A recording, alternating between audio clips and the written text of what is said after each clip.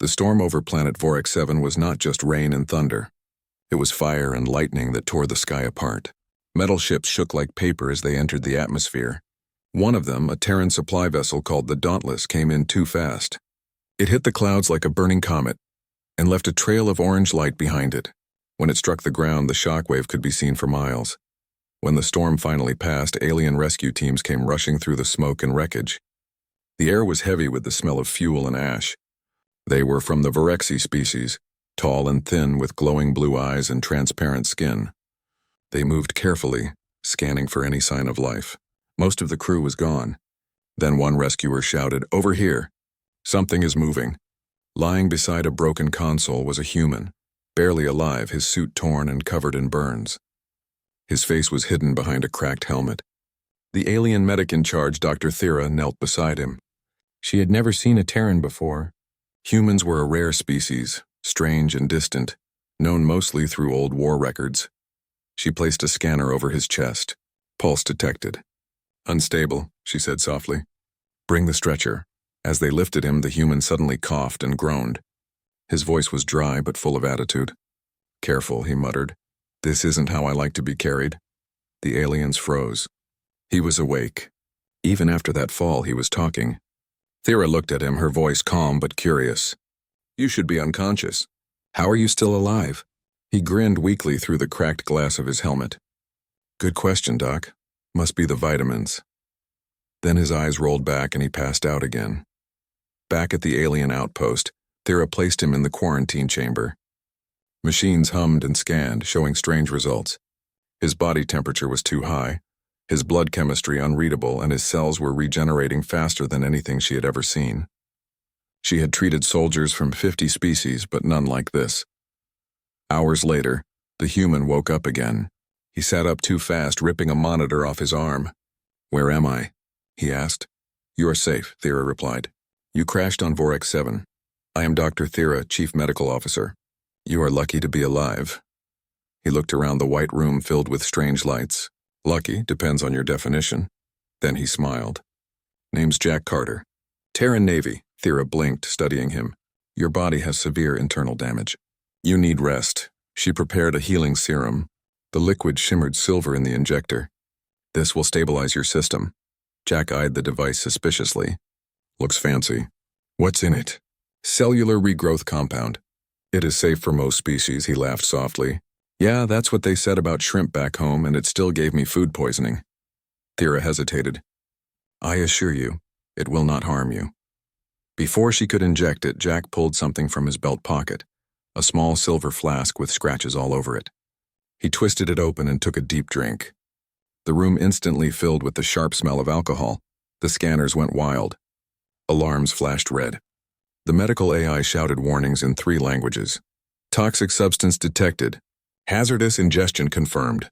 Thera's eyes widened. "That's pure poison." She shouted. Jack coughed once, then smiled with half-closed eyes. "Nah," he said, voice calm and almost amused. "That's just our liquor." For a long second, nobody moved. The alien medics exchanged horrified glances. On their world, even a drop of that liquid would melt organic tissue.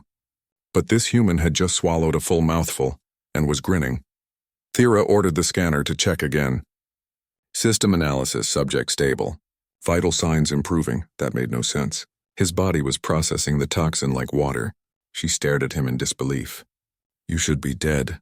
Jack tilted his head and chuckled. "Been hearing that a lot lately." He leaned back on the bed and took another sip. "You want some?" He joked.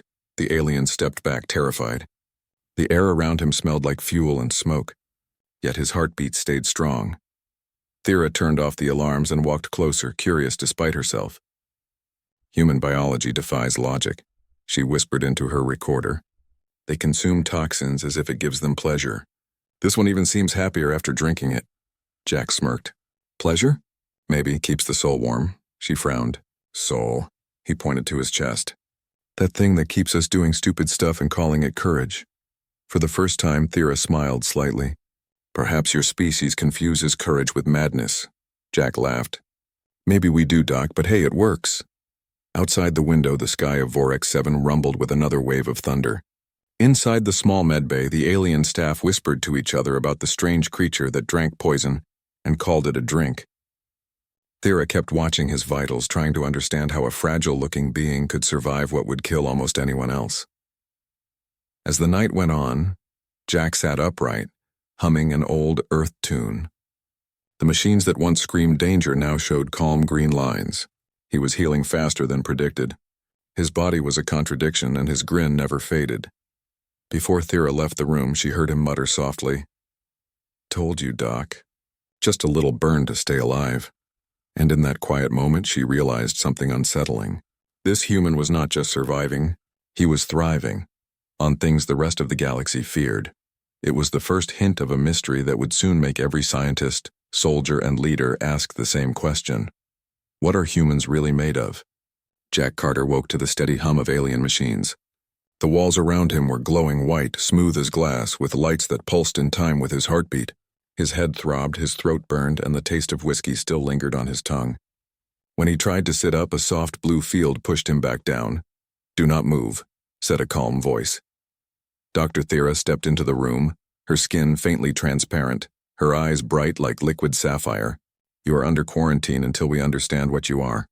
Jack chuckled weakly. "You make it sound like I'm contagious." Thera tilted her head. "Perhaps you are." She held up a tablet showing his readings. "Your blood is acidic enough to dissolve most filters. Your liver processes compounds that should be fatal. Even your breath contains traces of ethanol and ammonia." He grinned. "Yeah, that's a Saturday night where I'm from." Thera ignored the joke. "Our scanners cannot classify half of what is inside you. Every test ends in system error. Your biology is chaos." Jack leaned back, his expression calm. "That's just humanity, Doc. We like to keep things interesting." She crossed her arms. "Interesting is not the word I would use." Hours passed. Thera's staff worked silently, watching Jack through the barrier. They whispered among themselves. To them, he looked fragile, small, soft-skinned, and exposed. Yet the data showed something else. His heart refused to slow down. His cells refused to die, and his nervous system kept fighting to stay active. It was as if his body didn't know how to give up. Jack, meanwhile, was bored. He tapped on the barrier with a finger. "Hey, Doc, you got any music?" "Or maybe some coffee." Thera frowned. "Caffeine is a neurotoxin." "Exactly," Jack said, smiling wider. "That's why it works." She sighed and walked closer. "Human, are you aware that your survival defies medical law?" Jack met her gaze.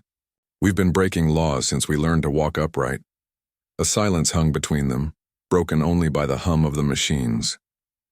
Thera finally said, "I need samples. Blood, tissue, breath. The council must understand what makes your species so resistant." "Go ahead," Jack said, rolling up his sleeve. "Just don't take too much. I'm attached to that arm."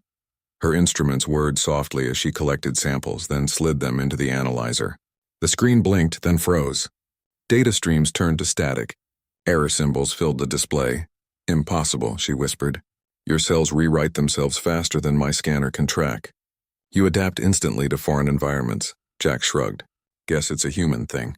We never stay down long." When Thera left the room to check her instruments, Jack sat alone in the silence. The glowing walls reflected his face, tired, scarred, but still grinning.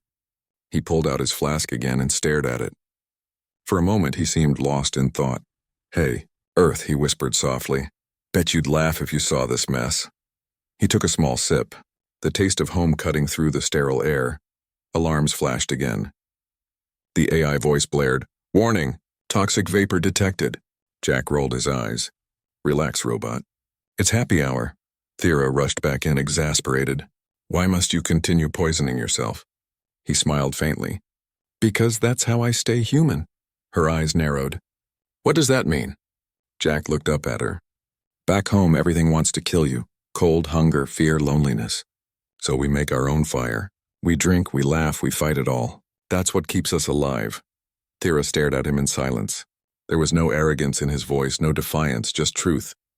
For the first time, she saw something behind the reckless smile: endurance. She left the room again, deep in thought. In her private report, she spoke softly into her recorder.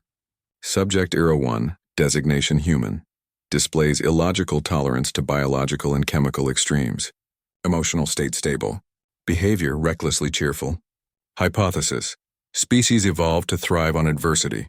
Hours later, Jack fell asleep. The monitors dimmed, showing steady life signs. Thera remained outside, studying the human's reflection in the glass. His breathing was deep, calm, unshaken by his surroundings. Every other species she had studied would have begged for sedation. This one joked through pain and laughed through fear. The following morning, Thera presented her findings to the Science Council. The aliens around the table muttered in disbelief as she showed the readings. He ingests poison and his body heals faster. He breathes toxins and his lungs strengthen. Even our strongest sedatives failed to affect him. One elder leaned forward. What kind of creature resists death itself? Thera answered quietly, a human. Back in the quarantine room, Jack woke up again. The door slid open and Thera entered with a cautious smile. Good morning, Lieutenant Carter. He rubbed his eyes. Morning, Doc. Still think I'm contagious? Perhaps, she said softly, but not in the way I expected. Jack grinned. Don't worry. You'll build immunity soon. Thera shook her head, half amused, half confused. You are unlike anything I've ever treated. Good, Jack said, leaning back. Wouldn't want to be ordinary. As she left, the sensors flickered again, catching the faint trace of human laughter echoing in the white room. And though the medics whispered that the Terran was dangerous, Thera couldn't help but think that danger had never looked so alive. The laboratory aboard the Vorex-7 research base had never seen so much security for one subject. Guards stood at every door. Cameras tracked every breath of the human inside. Yet Jack Carter looked perfectly relaxed, sitting on the edge of a sterile silver table, humming to himself while flicking the cap of his flask. Dr. Thera walked in, carrying a tray filled with glowing vials. Lieutenant Carter, she said, today we begin controlled testing. You have been informed of the risks, Jack smirked. Doc, my whole life's been controlled testing. Fire away. Thera's tone was calm, but her eyes betrayed curiosity. You joke too easily for someone whose blood nearly melted my instruments. He raised an eyebrow. If I stopped joking, Doc, I'd start screaming. Humor's cheaper than therapy. Her assistant stepped back nervously. They still weren't used to the smell of his human liquor that hung faintly in the air, or the way he smiled like nothing could touch him. Thera began the first experiment.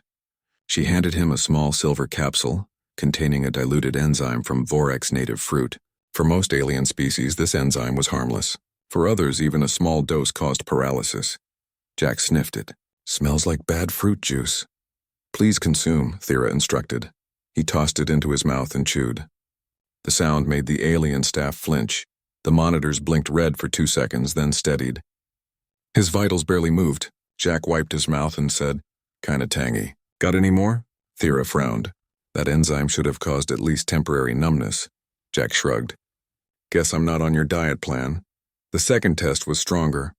Thera introduced a liquid compound known for dissolving metal microbes. It shimmered blue under the lab lights, cold and bright. This will be more intense, she warned. Jack took the vial between his fingers. You sure it's safe for you to watch? Before anyone could stop him, he drank it in one gulp. The alarm screamed. The assistants panicked. One shouted, he's going to die. Jack coughed, grimaced, and exhaled. Ugh, that one bites back. Then he grinned as if daring the universe to try harder. Thera stared at the readout. The blue toxin entered his bloodstream, and within moments the data changed. The chemical bonds broke apart, neutralized by his liver. His immune system responded like a living forge, burning the poison into harmless ash. This is impossible, she whispered. Your body adapted instantly. You didn't even flinch, Jack winked. Guess my ancestors drank worse things. Thera turned off the alarms. The assistants were still pale, whispering in disbelief. How can something fragile look so indestructible? One muttered. Thera answered softly, because he's human. Later that day, they placed Jack in an observation chamber for endurance tests. The atmosphere inside was thinned to half normal oxygen. Most species would faint within minutes. Jack didn't. He began doing push-ups. Thera's voice echoed through the speaker. Why are you doing that? He looked up, breathing steady. Because sitting still makes me feel weak. You are already strong, she replied. Jack laughed. Nah, Doc. Strength isn't what you're born with, it's what you keep when everything else breaks. Thera fell silent. She found herself writing that quote into her report without realizing it. Hours passed. The human kept moving, sweating, breathing hard but never stopping. His heart rate stayed wild but stable. When the chamber doors finally opened, the air rushed back and he leaned on his knees, smiling through the exhaustion. Not bad. Feels like jogging in the Rockies, Thera blinked. You still have energy? Doc, he said, panting, we call that warm-up. That night, Thera stayed in her lab reviewing the data. Every number defied logic. His cells acted like soldiers, each one learning from the last battle. Exposure to toxins didn't weaken him. It trained him. His body remembered every chemical like a sparring partner. When she finally walked back to the quarantine wing, she found Jack sitting cross-legged on the bed, polishing the small silver flask. You still drink that substance? She asked quietly. Yeah, he said, smiling. Reminds me of home. Doesn't it hurt you? Everything hurts a little, Doc, he said softly. That's how you know you're still alive. For the first time, Thera didn't correct him. She just sat down beside the glass wall separating them and asked, why risk so much for simple curiosity? Why keep pushing? Jack looked up at the ceiling lights, thinking. Because comfort makes us soft. Danger keeps us sharp. My people learned that the hard way. Every storm, every fire, every war, we turned them into lessons. Sometimes we lost, sometimes we bled, but we kept moving forward. Thera recorded his words, her voice trembling slightly. Species philosophy. Humanity thrives through pain. He laughed. We call that living. The next morning, Thera submitted her report to the Galactic Science Council. She ended it with a line that made the hall fall silent. Humans do not resist poison. They challenge it. Back in the medbay, Jack watched the sunrise through the dome. The alien sky glowed green and gold. He took another sip from his flask, the vapor fogging the glass. Somewhere deep inside the base, the computers recalculated their safety limits. New protocols were drafted. No foreign species shall consume Terran liquids under any circumstances. Jack laughed when he overheard the memo. Good advice, he said, stretching his arms. Wouldn't want anyone stealing my drink. Dr. Thera watched him from across the room, her expression unreadable. She had met hundreds of beings across the galaxy, but only this one made her feel both awe and unease. The human who laughed at death and toasted danger with a smile, and though she couldn't admit it out loud, part of her wanted to know, what else could this impossible creature survive? By the next rotation, the story of the human spread through every corridor of the Vorex 7 base. It started with a whisper from the medbay and turned into a legend before the cycle ended. The Terran drinks poison for pleasure. The Terran wrestles toxins and laughs. The Terran who cannot die. Crew from every division began finding excuses to pass by the quarantine wing. Some came pretending to deliver food, others to repair non-existent faults in the air vents. Everyone wanted a glimpse of the strange creature from the far blue planet who turned death into a hobby. Jack Carter noticed the stares. He waved at them with a grin. You folks charge admission for sightseeing, or am I the entertainment today? The aliens would freeze, unsure if he was mocking them or inviting them. Dr. Thera scolded him every morning. Lieutenant Carter, your behavior causes unnecessary commotion. He smiled innocently. Hey, I'm just being friendly. Friendly? Thera sighed. Half the base thinks you are a god. The other half thinks you are a mistaken creation. Jack chuckled. Guess I'm doing something right then. But curiosity soon turned into obsession. In the cafeteria, groups whispered over glowing meal trays. They replayed video feeds of his experiments, gasping as they watched him drink blue acid without dying. Some argued he had mechanical organs, others said he must be a clone. One young technician swore he saw fire in the human's eyes when he laughed. In the middle of it all, Jack sat in his room, cross-legged, carving lines into a small metal plate with a sharp tool. It was the emblem of his ship, the Dauntless. His smile faded as he traced the shape. He missed the sound of earth wind, the smell of rain, the noise of friends joking over cheap drinks. The door opened with a soft hiss. Thera stepped inside holding a data pad. Your fame is spreading faster than a solar flare, she said. The council will send observers soon. Jack raised an eyebrow. Observers? You mean tourists with clipboards? Thera's tone was sharp. They will decide if you are a threat or an opportunity. Try not to prove the first one. He laughed, but there was a shadow behind it. No promises, Doc. Later that evening, a small crowd gathered near the medbay glass. Jack, seeing them whisper, leaned closer. You want a show? He said playfully. He took his silver flask and poured a small amount into a transparent cup. The aliens gasped as the liquid hissed against the surface. Dr. Thera rushed in. "Jack, stop that immediately!" He grinned. "Relax, Doc, it's just happy hour." One of the braver aliens, a young Vorexi soldier named Cal, stepped forward. "May I try it?" Thera shouted. "No!" But Jack had already raised an eyebrow. "You sure, kid? This stuff puts hair on your soul." Cal puffed out his chest. "I can handle it." Jack poured a single drop into another cup. "Your funeral," he said lightly. Cal lifted it to his lips. The moment it touched his tongue, he made a choking sound and dropped the cup. His skin glowed purple. He collapsed. Medics rushed in and injected antidotes, pulling him back from the edge of coma. Thera's eyes blazed with fury. "Are you insane?" Jack looked at her calmly. "Hey," I warned him. "You could have killed him." "But I didn't," he said quietly, voice hard now. "Because you saved him." "You're good at your job, Doc." She opened her mouth to argue, then stopped. His words disarmed her. Later, when the medbay was empty, Jack sat alone by the window. The green sky shimmered with lightning far away. He lifted his flask, looked at it for a long time, and whispered, "To home." Then he drank slowly, not smiling this time. Thera, standing unseen by the doorway, watched him. She had read every medical report, every test result, every failed attempt to understand what made him survive. But none of it explained why he laughed through pain or why his eyes looked haunted when no one was watching. The next day she entered with 2 small glass bottles.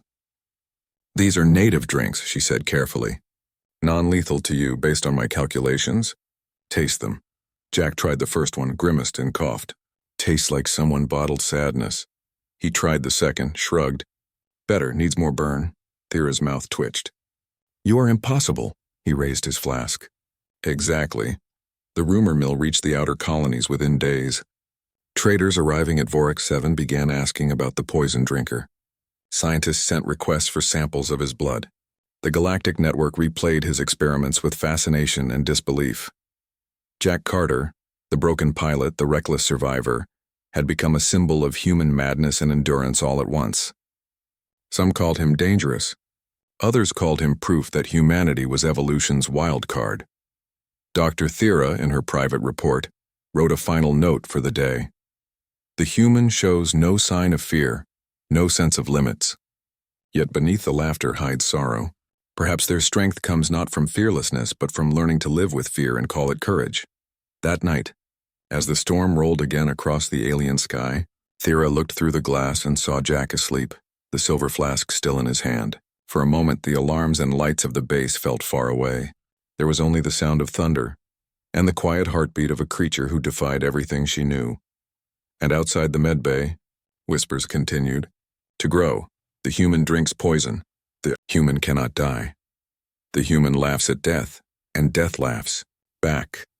The invitation came 3 days later, an official notice from the Galactic Council itself. It was stamped with gold and sealed with the emblem of unity. The message read, "Lieutenant Jack Carter is invited as guest of honor to the interspecies banquet aboard Vorex Station.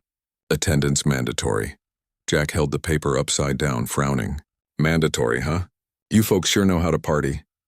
Dr. Thera stood across the room, arms folded, her tone cautious. "It is not a party, Lieutenant.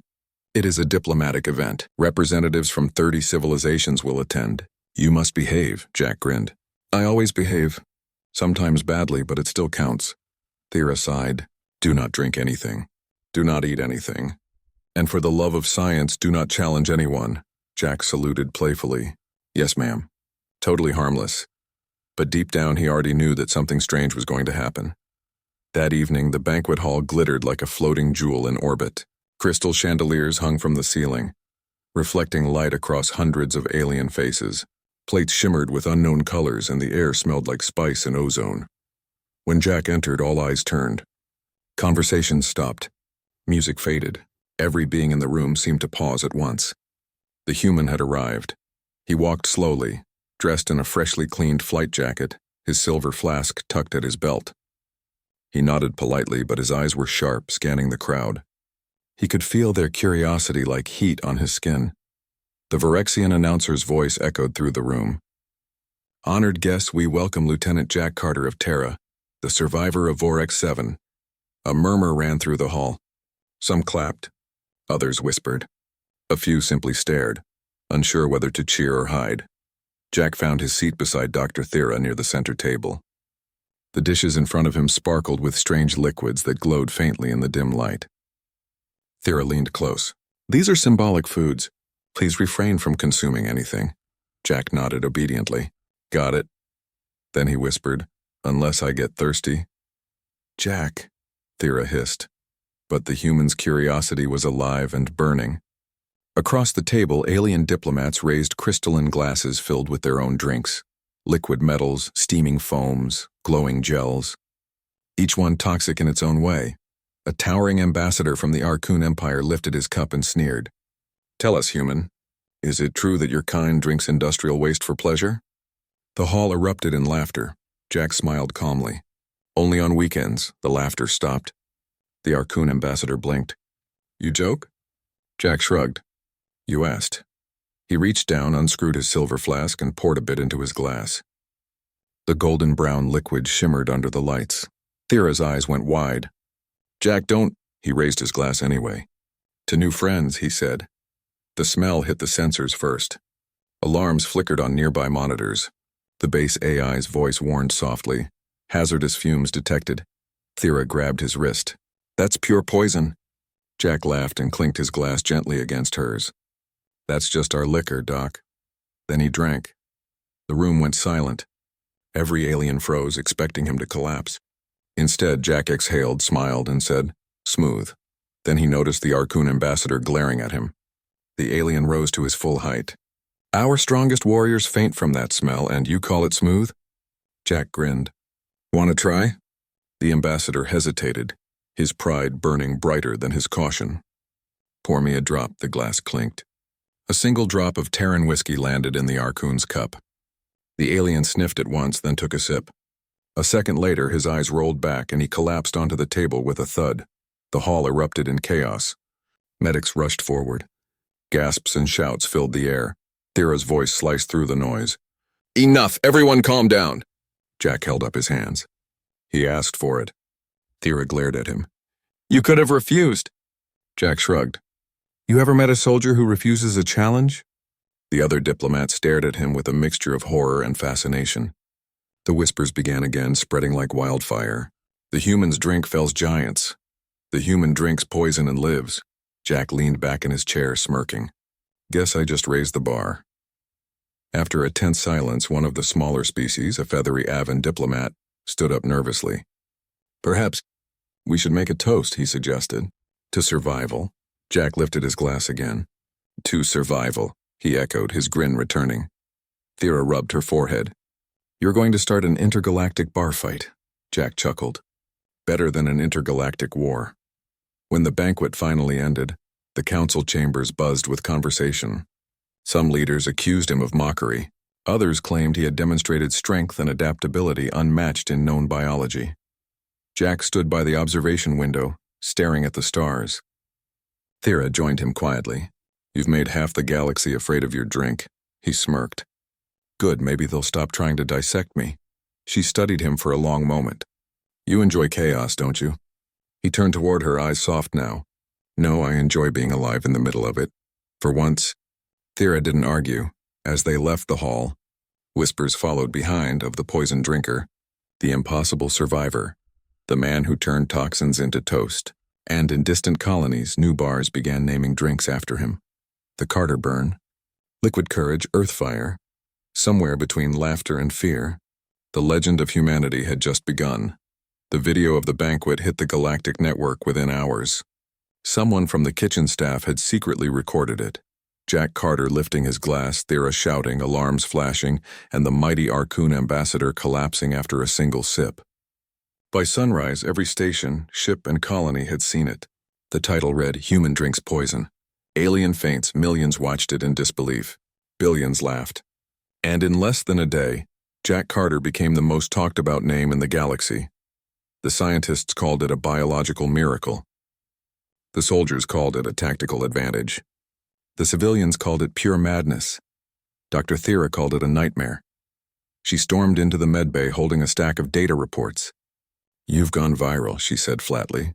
Jack lay on the examination bed, flipping a coin. Always wanted to be famous. Guess I should start charging autographs. This is not humor, Thera snapped. Entire research divisions are sending requests to study your blood. The council has authorized planetary labs to duplicate your tests. Jack sat up. Without asking me? You are classified as a scientific anomaly, she said. They don't ask anomalies for permission. His grin faded. That's a fancy way to say property. Thera looked away. I tried to object. They refused. For a long moment, neither spoke. Machines hummed softly around them. Jack stared at the floor, then at the flask sitting on the counter. So, Doc, he said quietly, what happens now? Thera hesitated. They want to understand what makes your body immune to toxins. If they can reproduce it, they could create new cures, stronger soldiers, longer life. Jack chuckled without humor. Yeah, and what happens to me when they're done? She didn't answer. Later that cycle, Thyra presented her findings to the Galactic Science Council through HoloLink. Dozens of alien faces filled the screen, each demanding answers. Our research confirms, Thyra said, that the Terran physiology is unlike any recorded species. Their systems treat poison as training material. Every exposure increases resistance. Their DNA adapts within seconds. One counselor leaned forward. Can it be replicated? Not safely, Thyra replied. It is not a chemical defense. It is an evolutionary mindset. Their bodies expect danger. Another counselor hissed. Then we must capture more humans for study. Thyra froze. That would be unethical. The counselor laughed coldly. Ethics are luxury. Doctor, this could change warfare itself. She disconnected the link before they could continue. Her hands trembled. For the first time, she felt fear, not for herself, but for the reckless creature who sat in her medbay, sipping from a flask and pretending not to care. Meanwhile, across the galaxy, the human liquor challenge began trending. Young aliens dared each other to sip drops of Earth whiskey. Emergency rooms filled within hours. Outposts reported hundreds of poisonings. Entire species learned the hard way that Terran drink was not a toy. One alien celebrity shouted on a broadcast, "Humans do not drink. They battle their beverages." The audience cheered. Jack saw the clip later that night. He laughed so hard he nearly fell off the bed. See that, Doc? I'm an influencer now. Thyra glared. They are poisoning themselves because of you. He shrugged. Not my fault they can't handle happy hour. Jack, she said, her voice softening, do you understand what this means? The galaxy now sees your kind as indestructible. Fear spreads faster than truth. He looked at her with a rare seriousness. Let them. Maybe they'll stop trying to shoot us next time. Her expression softened, but her tone remained sharp. You hide behind jokes. But you know what fear brings. Control, weaponization, war. Jack leaned back, eyes distant. Yeah, we learned that too. By the next day, scientists from a dozen worlds had already begun experimenting. They tested small doses of Terran liquor on lab animals. Most didn't survive. The few that did changed. Stronger, faster, unstable. Reports flooded in, uncontrollable mutations. The council blamed Thyra for the leak. She was summoned again. Your human's existence has caused planetary unrest, a high official barked. You will deliver him to us immediately. Thyra stood tall. He is not a specimen. He is a soldier, a person. Then you are aiding contamination. She ended the call, heart pounding. That night, she went to the med bay. Jack was sitting under dim light, whittling a piece of scrap metal into the shape of a star. He looked up as she entered. You've got that face that says bad news. They want you transferred, she said quietly. Permanently. Jack sighed. Figures. He twirled the metal star in his fingers. You ever notice, Doc, how curiosity always ends with a cage? Thyra walked closer. I can hide you, for a while, but they will find you eventually. He smiled faintly. Don't bother. I've been running my whole life. Maybe it's time they learn what they're chasing. What are you planning? She asked. He stood up, slipping the silver flask into his jacket. You'll see. The next morning, the council prepared to receive their prize. But before they could initiate transport, the lab exploded with alerts. All files containing human biological data had vanished, deleted, scrambled, unrecoverable. Security footage showed Jack standing beside the console, saluting the camera before the systems went dark. Thyra received one final message from him, encoded in a simple transmission. "Thanks for the drinks. Document keep them guessing. Jack." She smiled sadly, whispering to herself, "Madman." But as the galaxy scrambled to recover the lost data, one fact became clear. The human was gone. The poisoned drinker had vanished. And though the experiments had ended, the legend had only grown stronger.